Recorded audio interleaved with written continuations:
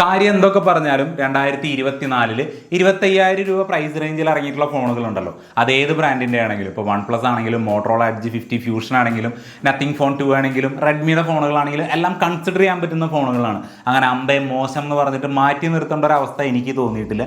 Anyway ആ ഒരു കാറ്റഗറിയിലോട്ട്, അല്ലെങ്കിൽ ആ ഒരു കാറ്റഗറിയിൽ ഏറ്റവും ടോപ്പ് ലെവലിലോട്ട് കൺസിഡർ ചെയ്യാൻ പറ്റുന്ന ഒരു ഫോണാണ് ഐക്യൂൻ്റെ സൈഡിൽ നിന്നുള്ള iQOO Z9s Pro എന്ന് പറയുന്ന ഈ ഒരു ഫോൺ. അപ്പോൾ ഞാൻ എപ്പോഴും പറയാറുള്ള പോലെ ചാനൽ സബ്സ്ക്രൈബ് ചെയ്യുന്ന കാര്യം ഒന്ന് പരിഗണിക്കുക. കൂടുതൽ എന്തെങ്കിലും അറിയണമെന്നുണ്ടെങ്കിൽ ഇൻസ്റ്റാഗ്രാമിലോ അല്ലെങ്കിൽ കമൻ്റായിട്ടോ ചോദിക്കാം.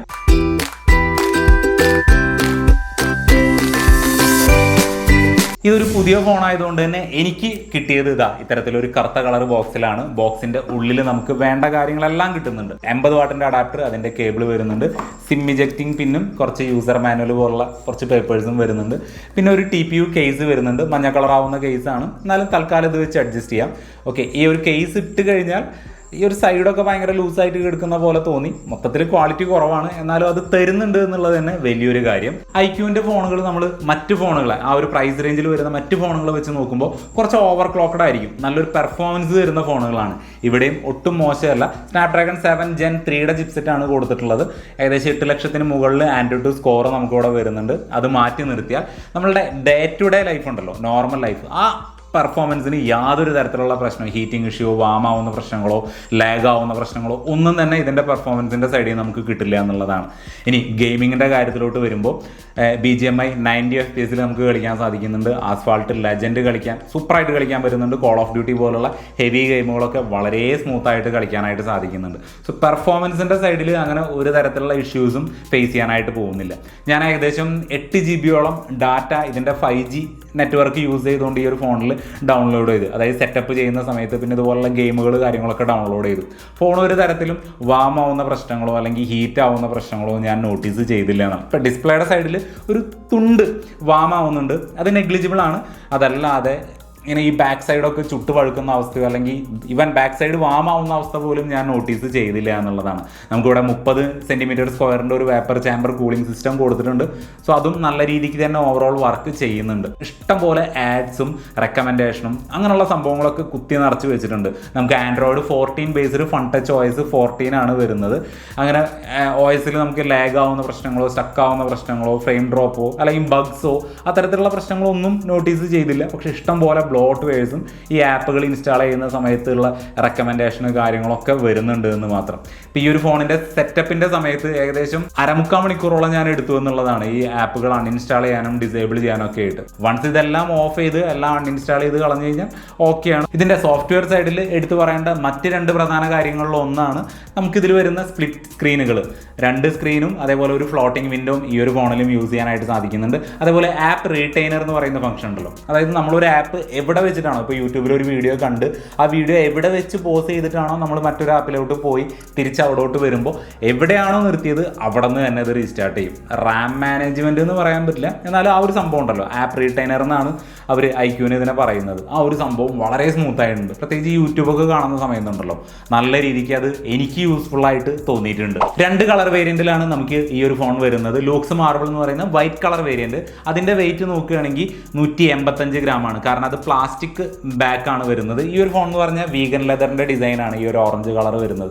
അതുകൊണ്ട് തന്നെ ഇതിൻ്റെ വെയിറ്റ് 190 ഗ്രാമാണ്. ഒരു 0.5 ഗ്രാമിൻ്റെ വ്യത്യാസം വരുന്നുണ്ട്. എനിവേ ഇതിൻ്റെ ഒരു ഓവർവ്യൂ നോക്കുകയാണെങ്കിൽ കയ്യിൽ പിടിക്കാനൊക്കെ നല്ലതാണ് കേട്ടോ. അങ്ങനെ അബ്നോർമൽ ആയിട്ടുള്ള വെയിറ്റോ കാര്യങ്ങളോ ഒന്നും ഫീൽ ചെയ്യുന്നില്ല. കൈ വേദനിക്കുന്ന പ്രശ്നങ്ങളൊന്നും വരുന്നില്ല. നല്ലൊരു ഇൻഹാൻഡ് ഫീലാണ് നമുക്ക് ഇവിടെ കിട്ടുന്നത്. ഇനി ഇതിൻ്റെ ഒരു ഓവർവ്യൂ നോക്കുകയാണെങ്കിൽ ടോപ്പ് സൈഡിലാണ് നോയ്സ് ക്യാപ്ചറിങ് മൈക്ക് വരുന്നത്. റൈറ്റ് സൈഡിലോട്ട് വന്നു കഴിഞ്ഞാൽ പവർ ബട്ടണും വോളിയം റോക്കേഴ്സും അതിൻ്റെ ക്വാളിറ്റിയും അത്യാവശ്യം നല്ലതായിട്ട് തന്നെ ഫീൽ ചെയ്യുന്നുണ്ട്. താഴോട്ട് വന്നു കഴിഞ്ഞാൽ speaker grill, USB Type-C charging പോയിട്ട്, നോയ്സ് ക്യാൻസലേഷൻ മൈക്ക് കൊടുത്തിട്ടുണ്ട്, സിം ട്രേ വരുന്നുണ്ട്. ഒരേ സമയം 2 5G സിമ്മും അതേപോലെ മെമ്മറി കാർഡ് ഇട്ട് മെമ്മറി എക്സ്പാൻഡ് ചെയ്യാനുള്ള ഓപ്ഷൻ ഇവിടെ വരുന്നില്ല.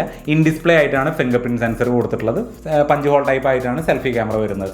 റിയർ സൈഡിലോട്ട് വരുമ്പോൾ ഐക്യൂവിൻ്റെ തന്നെ 12 എന്ന് പറയുന്ന മോഡലിൽ വരുന്ന അതേ ക്യാമറ മൊഡ്യൂളാണ് ഇവിടെ വരുന്നത്. പിന്നെ ഡിസൈൻ എന്ന് പറയുന്നത് ഓരോരുത്തരുടെ പേഴ്സണൽ ചോയ്സ് ആണ്. അപ്പോൾ അത് ഞാൻ നിങ്ങൾക്ക് വിട്ടു തന്നിരിക്കും. 6.77 ഇഞ്ച് വരുന്ന കേർവ്ഡ് AMOLED ഡിസ്പ്ലേ ആണ് ഈ ഒരു ഫോണിൽ വരുന്നത്. ഈ ഒരു ഡിസ്പ്ലേക്ക് സ്കോട്ട് സെൻസേഷൻ എന്ന് പറയുന്ന പുതിയൊരു ഗ്ലാസിൻ്റെ പ്രൊട്ടക്ഷൻ ആണ് കൊടുത്തിട്ടുള്ളത്. ഗോറില്ല ഗ്ലാസിൻ്റെ പ്രൊട്ടക്ഷൻ അല്ല വരുന്നത്. അതുകൊണ്ട് തന്നെ ഈ ഒരു പ്രൊട്ടക്ഷൻ എത്രത്തോളം ഉണ്ട് എന്നുള്ളത് കാത്തിരുന്ന് തന്നെ കാണേണ്ടതായിട്ട് വരും. പിന്നെ ഇതൊരു കർവ് ഡിസ്പ്ലേ ആയതുകൊണ്ട് തന്നെ നമുക്ക് സ്ക്രീൻ ഗാർഡ് കിട്ടാനുള്ള ബുദ്ധിമുട്ട് നല്ല പോലെ ഉണ്ടാവും. തൽക്കാലം നമുക്ക് ഇവിടെ ഒരു ഫിലിമാണ് ഒട്ടിച്ച് തന്നിട്ടുള്ളത്, അതെന്തോരം നീണ്ടു പോകും എന്നുള്ളത് ഉപയോഗിക്കാനാണ് എൻ്റെ പ്ലാൻ. ഇനി ഡിസ്പ്ലേ എങ്ങനെയുണ്ട്, പെർഫോമൻസ് എങ്ങനെയുണ്ട് എന്ന് ചോദിച്ചു കഴിഞ്ഞാൽ ഒന്നും പറയാനില്ല. നമുക്ക് എല്ലാ സംഭവങ്ങളും ഇവിടെ കിട്ടുന്നുണ്ട്. ഇവിടെ 120 ഹെർട്സിൻ്റെ റിഫ്രഷ് റേറ്റ് വരുന്നുണ്ട്. സോ നല്ലൊരു സ്മൂത്ത് എക്സ്പീരിയൻസ് കിട്ടുന്നുണ്ട്. HDR 10+ൻ്റെ സപ്പോർട്ട് വരുന്നുണ്ട്. യൂട്യൂബിൽ നിന്നാണെങ്കിലും മറ്റ് OTT പ്ലാറ്റ്ഫോമിൽ നിന്നാണെങ്കിലും 4K കണ്ടന്റുകൾ നമുക്ക് HDR ക്വാളിറ്റിയിൽ കാണാനായിട്ട് സാധിക്കും. കൈയോ അല്ലെങ്കിൽ സ്ക്രീനോ നനഞ്ഞിട്ടുണ്ടെങ്കിലും ആ ഒരു വെറ്റ് ടെക്നോളജി എന്ന് പറയുന്ന ഒരു സംഭവത്തിൽ വരുന്നുണ്ട്. സോ കൈ നനഞ്ഞിട്ടുണ്ടെങ്കിലും സ്ക്രീനൊക്കെ യൂസ് ചെയ്യാനായിട്ട് സാധിക്കുന്നുണ്ട്. ടൈപ്പ് ചെയ്യാനൊക്കെ അത്യാവശ്യം നല്ല രീതിക്ക് അത് എടുത്തു പോകുന്നുണ്ട്. 2100 ഹെർട്സോളം വരുന്ന PWM ഡിമ്മിങ് ടെക്നോളജി വരുന്നുണ്ട്. അതായത് രാത്രി ഇരുട്ടത്ത് സ്ക്രീൻ യൂസ് ചെയ്യണമെന്നുണ്ടെങ്കിൽ ഫ്ലിക്കറിങ് മൂലം അല്ലെങ്കിൽ ബ്ലൂ ലൈറ്റ് മൂലം ഉണ്ടാകുന്ന തലവേദന കാര്യങ്ങളൊക്കെ ഉണ്ടല്ലോ, അതൊക്കെ ഒരു പരിധി വരെ ഇത് കൺട്രോൾ ചെയ്യും. ഇപ്പോൾ ഡയറക്റ്റ് സൺലൈറ്റിൻ്റെ അടിയിൽ നിന്നാലും അല്ലെങ്കിൽ ഔട്ട്ഡോർ ആണെങ്കിലും ഇൻഡോർ ആണെന്നുണ്ടെങ്കിലും കണ്ടന്റ് കാണാനായിട്ടൊന്നും യാതൊരു, ഇപ്പോൾ ഈവൻ ഡയറക്റ്റ് സൺലൈറ്റ് അടിച്ചാൽ പോലും അങ്ങനെ ഇതിലെ കണ്ടന്റുകൾ കാണാനായിട്ടൊന്നും ഒരു തരത്തിലുള്ള പ്രശ്നവും ഞാൻ ഫേസ് ചെയ്തില്ല. നല്ലൊരു ഓവറോൾ നീറ്റ് ഡിസ്പ്ലേ തന്നെയാണ് IQ ഈ ഒരു ഫോണിൽ കൊടുത്തിട്ടുള്ളത്. പിന്നെ കർവ് ഡിസ്പ്ലേ എന്ന് പറയുന്നത് അത് സബ്ജക്റ്റീവ് ആണ്, ഓരോരുത്തരുടെ പേഴ്സണൽ ചോയ്സ് ആണ്. നമുക്കിവിടെ ഡ്യുവൽ സ്റ്റീരിയോ സ്പീക്കേഴ്സ് കിട്ടുന്നുണ്ട്. അതേപോലെ 3.5mm ഓഡിയോ ജാക്ക് കൊടുത്തിട്ടില്ല. അപ്പോൾ ലൗഡ്നെസ് ആണെന്നുണ്ടെങ്കിലും സൗണ്ടിൻ്റെ ഒരു ക്വാളിറ്റി ആണെങ്കിലും അത്ര നന്നായിട്ട് എനിക്ക് തോന്നിയില്ല. അപ്പോൾ നമുക്കിവിടെ കിട്ടുന്നത് 300% വരെ വോളിയം കൂട്ടാനായിട്ട് സാധിക്കും എന്ന് പറയുന്നുണ്ട്. ഇപ്പോൾ 200 ആണെങ്കിലും 300 ആണെങ്കിലും നല്ല പോലെ സൗണ്ട് കയ്യിൽ നിന്ന് പോകുന്നുണ്ട്, ആ ഒരു പതർച്ച ഫീൽ ചെയ്യുന്നുണ്ട്. ഇപ്പോൾ 100-ലാണെന്നുണ്ടെങ്കിൽ മീഡിയ കാണുന്ന സമയത്തൊക്കെ ഒരു ഇച്ചിരി ലോ സൗണ്ട് പോലെ ഫീൽ ചെയ്യുന്നുണ്ട്. ഒരു സാമ്പിൾ കേട്ട് നോക്കാം. ഇപ്പോൾ നിങ്ങൾ കേൾക്കുന്നത് ഇത് 300 ആണ്, ഇത് 200, ഇത് നോർമൽ 100 വരെയുള്ള വോളിയം.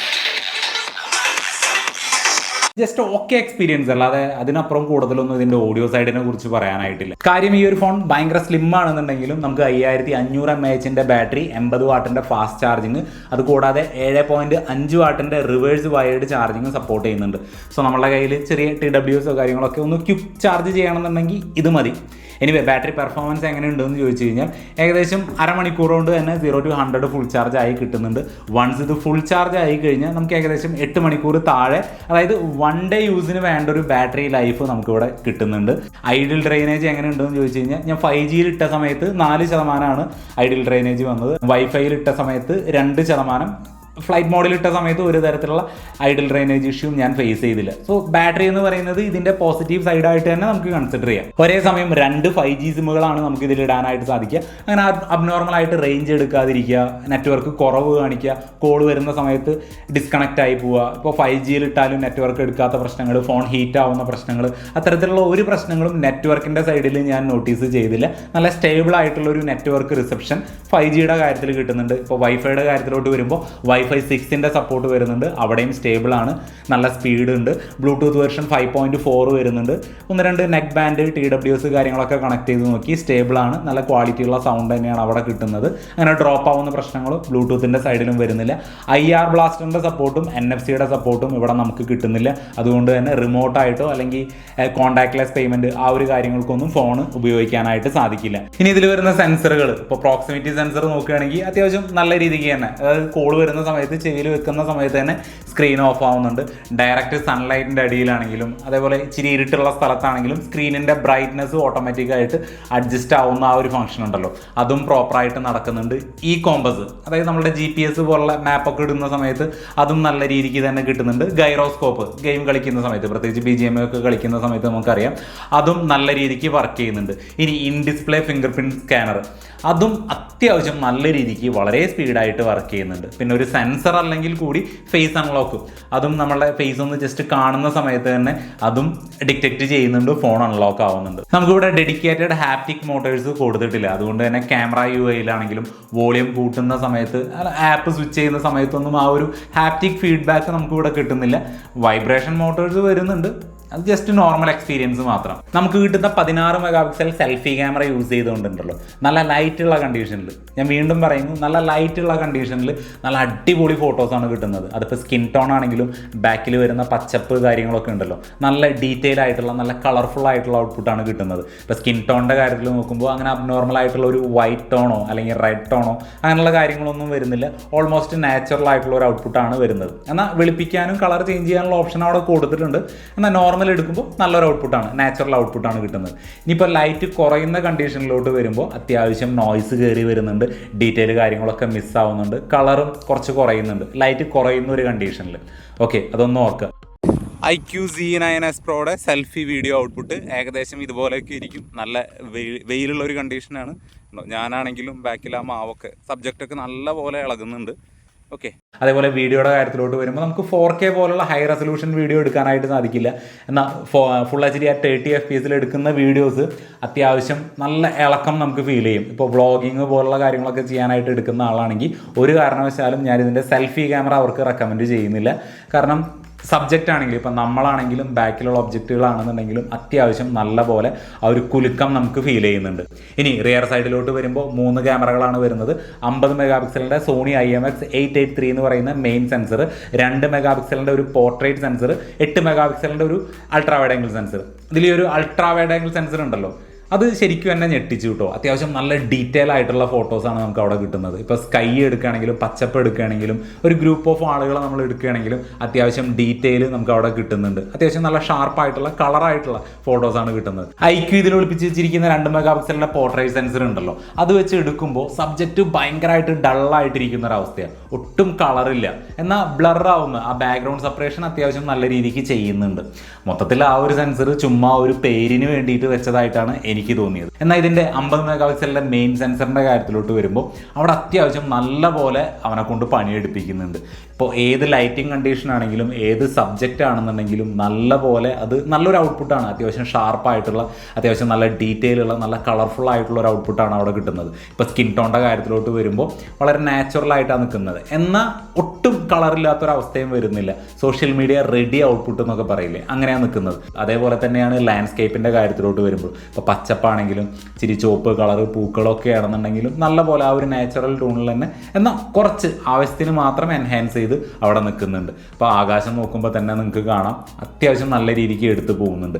ഇതിലെനിക്ക് ഏറ്റവും കൂടുതൽ ഇഷ്ടപ്പെട്ടത് ലോ ലൈറ്റ് ഫോട്ടോഗ്രാഫിയാണ്. ഇപ്പോൾ നമ്മൾ വൈകുന്നേരം സമയത്ത് സൂര്യൻ്റെ റേസ് വരുന്ന സമയത്ത് ആ ഒരു സ്കൈക്ക് ഒരു പ്രത്യേക കളറാണ്, അതൊക്കെ നല്ല പോലെ എടുക്കുന്നുണ്ട്. അതേപോലെ വൈകുന്നേരം രാത്രി കടകളുടെ മുന്നിലുള്ള മാല ബൾബുകളുണ്ടല്ലോ, അതിൻ്റെയൊക്കെ ആ ഒരു ഫോട്ടോസ് എടുക്കുന്ന സമയത്ത് ആ ഒരു ബ്ലർ ആവാതെ നല്ല പോലെ എടുത്ത് നല്ലൊരു ഫൈനൽ പ്രോസസ്സിങ് കഴിഞ്ഞ് നല്ലൊരു ഔട്ട്പുട്ട് കിട്ടുന്നുണ്ട്.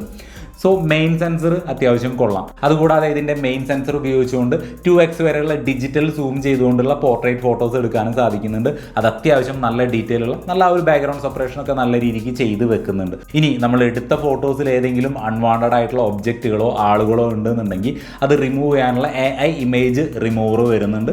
അത്യാവശ്യം നല്ല രീതിക്ക് പല സമയത്തും വർക്ക് ചെയ്യുന്നുണ്ട്, ചില സമയത്ത് പ്രശ്നങ്ങൾ വരുന്നുണ്ട്. അതേപോലെ തന്നെ നമ്മളിപ്പോൾ എടുത്ത ഫോട്ടോസിൽ എന്തെങ്കിലും ബ്ലർ ആവുകയോ ക്ലാരിറ്റി മിസ്സാവുന്നുണ്ടെങ്കിൽ ഇമേജ് എൻഹാൻസ് ചെയ്യാനുള്ള AI ടൂളും ഇതിൻ്റെ സോഫ്റ്റ്വെയർ സൈഡിൽ കൊടുത്തിട്ടുണ്ട്. ഒരു കാര്യം കൂടി ഞാൻ പറയാം, ഇതേ ടൂളുകൾ തന്നെ റിയൽമിയുടെ 13 Pro സീരീസുകളിൽ വരുന്നുണ്ട്. അതിൽ കിട്ടിയ ആ ഒരു എഫക്റ്റ് ഉണ്ടല്ലോ, ആ ഒരു കംപ്ലീഷൻ അല്ലെങ്കിൽ ഒരു പെർഫെക്ഷൻ എനിക്ക് ഇതിൻ്റെ സോഫ്റ്റ്വെയർ സൈഡിൽ എനിക്ക് കിട്ടിയില്ല. ആ ഒരു AI ഫീൽ എനിക്ക് കിട്ടിയില്ല. ഇനി ഇതിൻ്റെ വീഡിയോ ഔട്ട്പുട്ട് നോക്കുമ്പോൾ നമുക്ക് 4K 60 FPS വരെ വീഡിയോ എടുക്കാനായിട്ട് സാധിക്കുന്നുണ്ട്. OIS സ്റ്റെബിലിറ്റി കിട്ടുന്നുണ്ട്. അതുകൊണ്ട് തന്നെ അത്യാവശ്യം മൂവ് ചെയ്താലും അത്യാവശ്യം വ്ളോഗിങ്ങിന് കാര്യങ്ങൾക്കൊക്കെ നല്ല പോലെ ഉപയോഗിക്കാനായിട്ട് സാധിക്കുന്നുണ്ട്. എനിക്കിതിൻ്റെ 4K ഔട്ട്പുട്ടിനേക്കാളും കുറച്ചും കൂടി കളർഫുള്ളായിട്ടും കുറച്ചും കൂടി സ്റ്റേബിളായിട്ട് തോന്നിയതും ഇതിൻ്റെ ഫുൾ HD ഔട്ട്പുട്ടാണ്. ഇത്രയൊക്കെയാണ് ഈ ഒരു ഫോൺ ഉപയോഗിച്ചപ്പോൾ എനിക്ക് എക്സ്പീരിയൻസ് ചെയ്യാനായിട്ട് സാധിച്ചത്. എൻ്റെ എക്സ്പീരിയൻസിൽ കുറച്ചും കൂടി ബെറ്റർ ആയിരുന്നെങ്കിൽ എന്ന് തോന്നിയത് ഇതിൻ്റെ സെൽഫി ക്യാമറ ഔട്ട്പുട്ട്. കുറച്ചും കൂടി വീഡിയോയ്ക്കൊക്കെ കുറച്ചും കൂടി സ്റ്റെബിലിറ്റി കാര്യങ്ങളൊക്കെ ഉണ്ടായിരുന്നെങ്കിൽ നന്നായേനെന്നുണ്ട്. ഇതിൻ്റെ ഫൺ ടച്ച് വോയിസ് അത്യാവശ്യം ആഡ്സ്, റെക്കമെൻഡേഷൻ, ബ്ലോട്ട്വെയർസ് കാര്യങ്ങളൊക്കെ വരുന്നുണ്ട്. നമ്മൾ പൈസ കൊടുത്ത് വാങ്ങിയ മുതലല്ലേ, അതൊന്നും വേണ്ട. ഇതിൻ്റെ ഓഡിയോ സൈഡ് അത്യാവശ്യം എന്താ പറയുക 200% 300% എന്നൊക്കെ ലൗഡ്നെസ് അവർ കൊടുക്കുന്നുണ്ടെങ്കിലും ആ ഒരു ലൗഡ്നെസ്സിന് ഒരു ക്വാളിറ്റി എനിക്ക് പേഴ്സണലി ഫീൽ ചെയ്തില്ല. പിന്നെ ഇതിൻ്റെ AI ഇമേജ് ഇറൈസർ അവിടെ കുറച്ചും കൂടി പെർഫെക്ഷൻ വേണം.